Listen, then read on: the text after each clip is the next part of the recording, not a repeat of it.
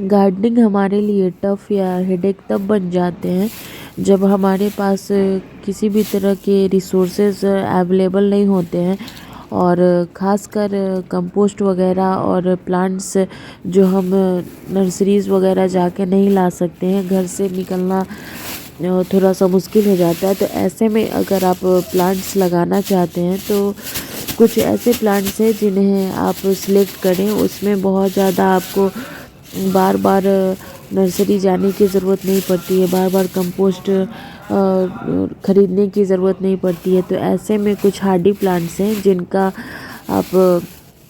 जिन्हें आप लगा के अपने गार्डन में खूबसूरती बिखेर सकते हैं, और साथ ही साथ इसमें टाइम कंज्यूम भी कम होते हैं। अभी के टाइम पे अब लोगों के पास उतना वक्त नहीं है जो सारे काम करते हुए, और गार्डन में भी अगर सेल्फ गार्डनिंग करते हैं तो उसमें ऐसे प्लांट का सिलेक्शन करें जिससे हमें टाइम की बचत हो। तो ऐसे में हमने क्या किया है कि ये किचन के वेस्ट है, जितने भी फल सब्जी वगैरह के छिलके हैं, और लहसुन है, ऑनियन के हैं, और जितने भी ग्रीन वेजिटेबल्स हैं, और ये 9 o'clock के प्लांट्स हैं, इन्हें हमने साइड साइड से कट करके इसकी भी कंपोस्टिंग कर दी है, क्योंकि ये भी ऐसे ही वेस्ट हो रहे थे और देखने में भी अच्छे नहीं लग रहे थे। फरवरी मार्च से इनकी ग्रोथ अच्छी हो जाएगी, तो ऐसे ही बहुत सारे पौधे इसके बन जाएंगे। तो इसे हमने कंपोस्ट बिन में यूज़ कर लिया है। तो ऐसे आपके पास जितने भी सूखे सूखे पौधे हैं उन सब का भी आप इस्तेमाल करके कंपोस्टिंग कर सकते हैं। ऐसे में क्या होता है कि हमें सूखे ड्राई मटेरियल्स की ज़रूरत पड़ती है, जिससे इसकी डेफिशिएंसी जो होती है वो पूरी हो जाती है। तो ऐसे में हमें जो पुरानी मिट्टी है उनका भी यूज़ करके हम कंपोस्ट में डाल सकते हैं और कंपोस्टिंग कर सकते हैं। इसमें आप चाहें तो थोड़े से गुड़ और पानी मिला के इस पर हल्का हल्का स्प्रिंकल करते रहें हर 15 दिन पे, तो ये कंपोस्ट जल्दी बन जाते हैं। और अगर कोई जल्दी नहीं है तो एज इट इज़ इस पे मिट्टी रख दीजिए, और उसके बाद इसे कम से कम 1-2 महीने के लिए भूल जाइए। उसके बाद है कि आप इसमें पौधे लगा सकते हैं। और ये हमारा पहले का कंपोस्टिंग किया हुआ है, जिसमें आपको दिख रहे होंगे बहुत सारे वेजिटेबल्स वगैरह हमने डाले हुए थे, और मीठे फल जो होते हैं उसे हमने यूज़ नहीं किया था, उसकी हम अलग से कंपोस्टिंग करते हैं।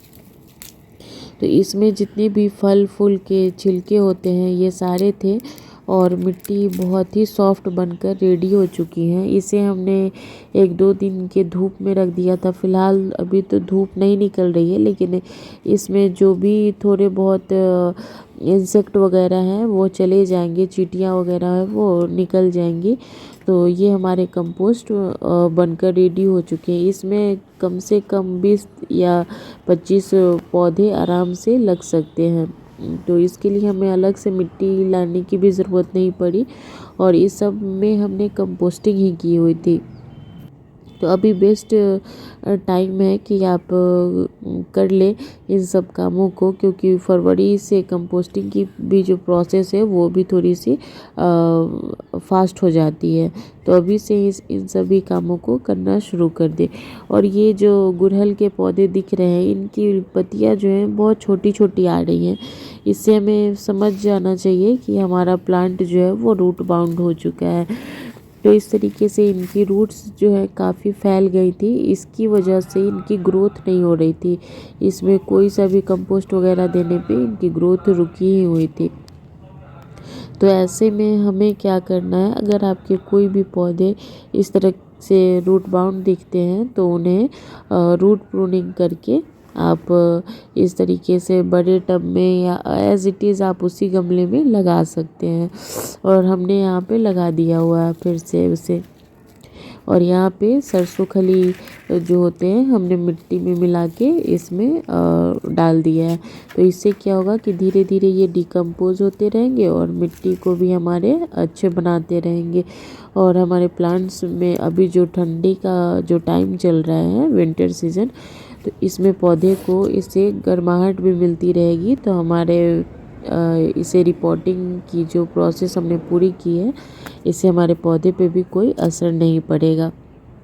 तो एक एक करके हमारे पास 150-200 पौधे हैं, तो इन सब को एक एक करके हम रिपोर्ट करते जाएंगे। और यहाँ पे कुछ सपोर्ट के लिए बेल वाले जो पौधे होते हैं उसके लिए हमने लगाया हुआ था, तो इसे हमने हटा दिया है और नया सेटअप, नया गार्डन यहाँ रेडी करने की तैयारियाँ शुरू हो गई हैं। इस समय पे आप हाइब्रिड गुड़हल का भी पौधा ला सकते हैं, और जो हमारे देसी गुड़हल हैं वो तो सदाबहार होते हैं, किसी टाइम पे लग जाते हैं। इस टाइम पे हाइब्रिड गुड़हल और मिर्ची गुड़हल के पौधे काफ़ी खिल रहे हैं, और इन्हें आप चाहें तो कटिंग से इस टाइम पे भी लगा सकते हैं। और ये हेवी क्वांटिटी में विंटर में ही फ्लावरिंग करते हैं, बाकी समर में एक दो करके फ्लावर्स आते हैं, लेकिन इनकी विंटर में फ्लावरिंग बहुत अच्छी होती है। ये जो पूरे खुलते नहीं हैं, ये फूल जो है पूरी तरह से नहीं खिलते हैं, लेकिन ये इस तरीके से बने हुए भी पौधे पे काफ़ी अच्छे लगते हैं।